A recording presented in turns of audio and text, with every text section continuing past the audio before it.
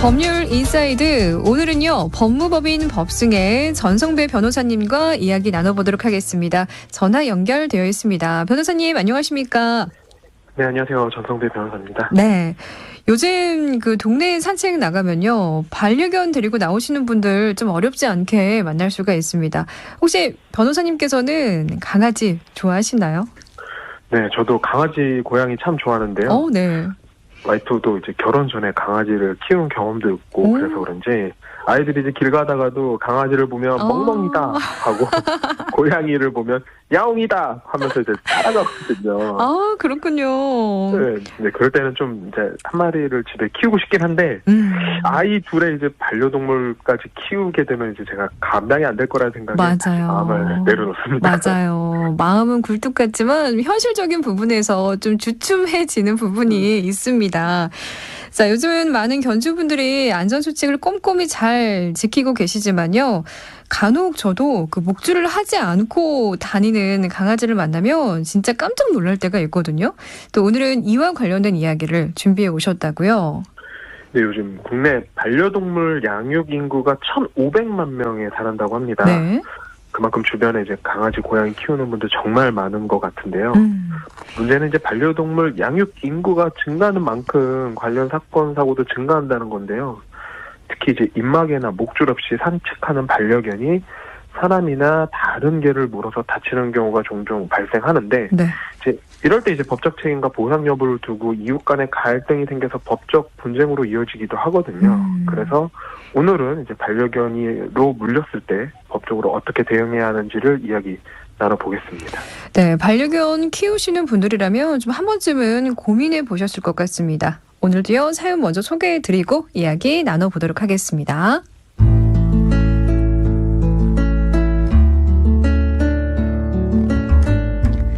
저희 가족이 강아지와 함께 산 지도 벌써 8년이 됐습니다.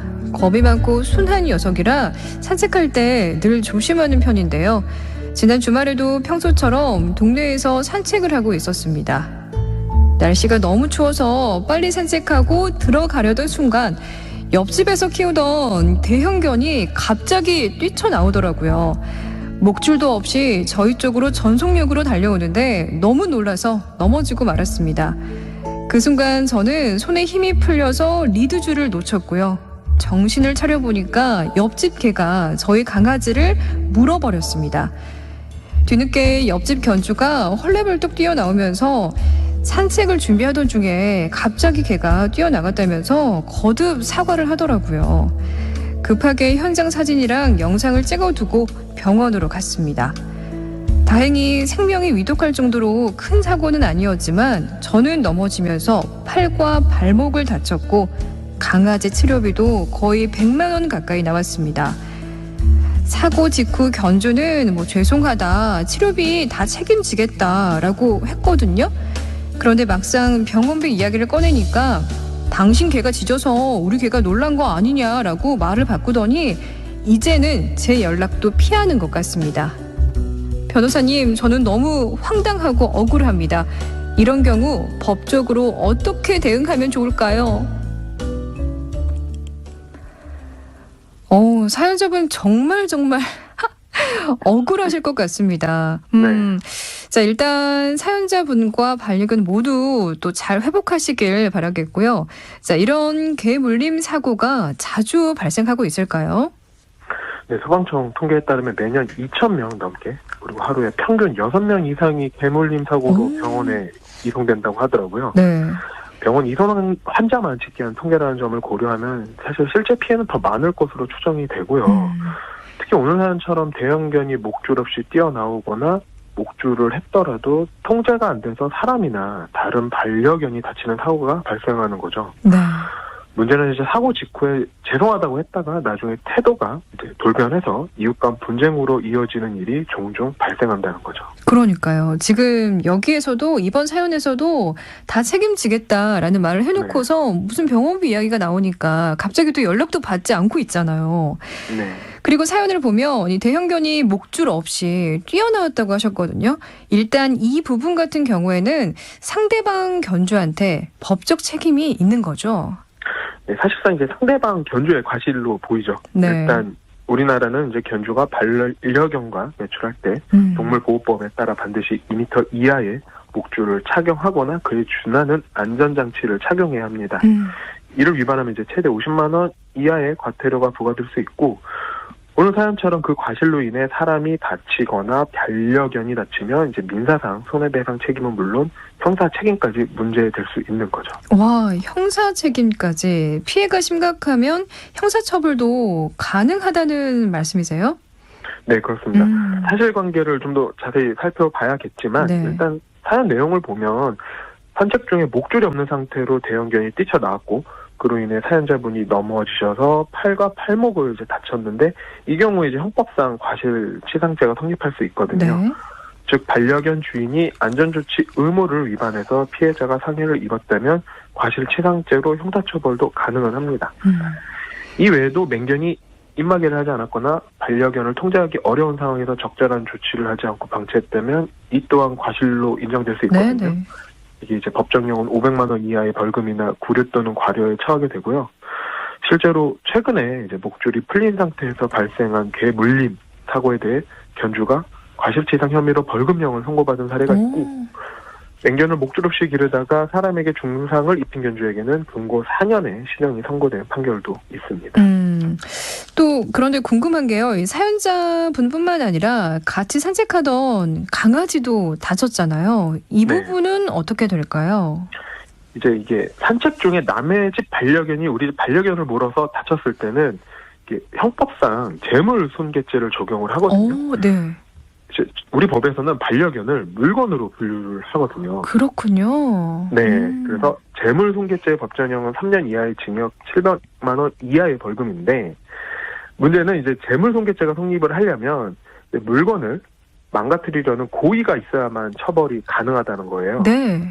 그러니까 즉 상대방 견주가 일부러 내 강아지를 다치게 했다라는 고의가 인정돼야 되는데, 어떻게 물어볼 수도 없고. 그렇죠. 이 고의성은 정말 입증하기가 정말 현실적으로 쉽지가 않습니다. 네.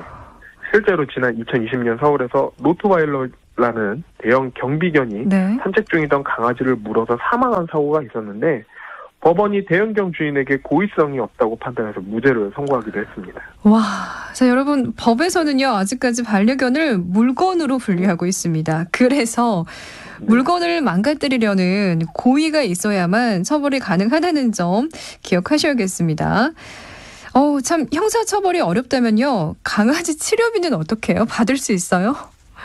사실 피해자 입장에서는 실질적인 피해 보상이 더 중요하잖아요. 네. 그래서 민사상 손해배상은 충분히 청구할 수가 있습니다. 민법에 따르면 반려견의 주인, 즉 동물의 점유자는 그 동물이 타인에게 가한 손해를 배상할 책임이 있거든요. 네. 그래서 사연자분이 넘어져서 다친 팔과 발목 치료비, 그리고 병원비, 약값 등 실제로 지출한 비용을 모두 청구할 수 있고, 반려견 치료비도 100만 원 가까이 나왔다고 아까 하셨는데, 네네. 이것도 재산상 손해로 전액 청구 가능하고 정신적 충격에 대한 위자료 청구도 가능합니다.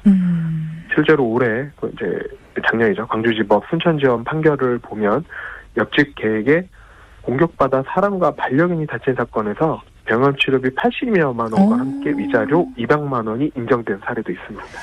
자, 그런데 지금 그 상대 견주분이 연락을 잘 받지 않는다고 하셨거든요. 네. 상대방이 끝까지 연락을 피하고 합의가 되지 않는다면 그때는 또 어떻게 하면 좋을까요?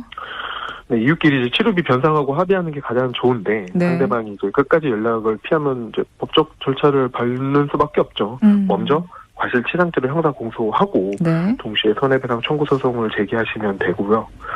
사고 현장을 이제 촬영한 사진이나 영상, 그리고 견주의 사과 문자나 메시지, 그리고 병원 진단서, 동물병원 진료 기록, 영수증 등 최대한 자료 확보해 두시고요. 가능하다면 목격자 진술도 확보해 두시면 좋고, 주변에 CCTV가 있다면 관리자에게 요청해서 영상 확보하시는 것도 정말 중요합니다. 네.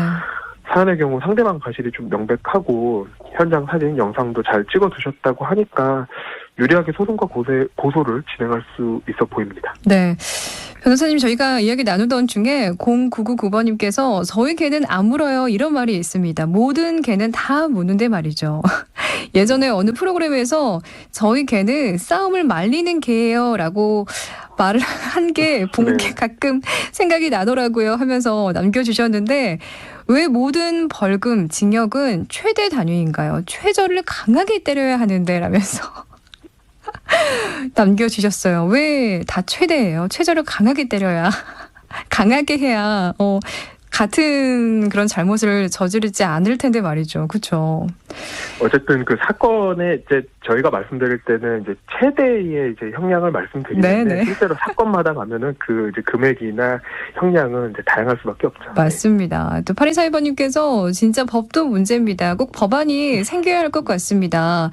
가해자 견주 태도에 화가 납니다. 그 견주분 엄벌에 처해졌으면 좋겠습니다. 피해자분 끝까지 피해 보상 받으시길 바랍니다. 라고 또 남겨주셨습니다. 진짜 이게 무슨 일이에요. 저도 우리 강아지는 안 물어요 라는 이 말을 그 해외에서 외국인 분에게도 들은 적이 있어요. 영어로.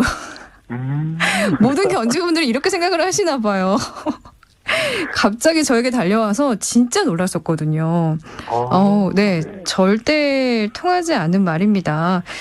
자, 마지막으로 사연자분과 반려견을 키우시는 청취자 여러분께도 조언 한 말씀 부탁드립니다. 이런 개물림 사고가 났을 때 가장 중요한 건 바로 112에 신고해서 사건 접수해 두시는 겁니다. 네. 사건 당시 상황을 객관적인 기록으로 남겨두면 나중에 견주가 태도를 바꾸거나 다툼이 생겼을 때 피해자를 지켜주는 장치가 될 수 있거든요. 그리고 반려견을 키우시는 모든 분께도 제 당부드리고 싶은 건 이미 많은 분들이 잘 준수하고 계시지만 네네. 산책할 때는 이제 반드시 2m 이하의 목줄을 착용하고 맹견 같은 경우에는 입마개에 든 안전수칙 꼭 지키시는 게 좋고요. 자기 강아지에게 입마개를 하는 것이 이제 학대라고 생각해서 안 하시는 분들도 계신데 네. 예, 목줄과 입마개는 법적 의무이자 그리고 내 반려견과 다른 사람들을 모두 지키는 기본적인 안전장치라는 거 좀 기억해 주셨으면 좋겠습니다. 네, 맞습니다. 요즘에는 또 매너 있는 견주분들 참 많으시거든요. 그렇죠. 제가 아이와 함께 그 엘리베이터 기다리고 있는데 그냥 타지 않으시고 먼저 가라고 그러시더라고요. 네, 그래서 괜찮다고 저희 아이 강아지 좋아한다고 같이 타시죠 했던 또 그런 훈훈했던 기억도 있는데 여러분도 안전수칙 꼭 지켜주시길 바라겠습니다. 지금까지 전성배 변호사님과 함께했습니다. 오늘 말씀 고맙습니다. 네, 고맙습니다.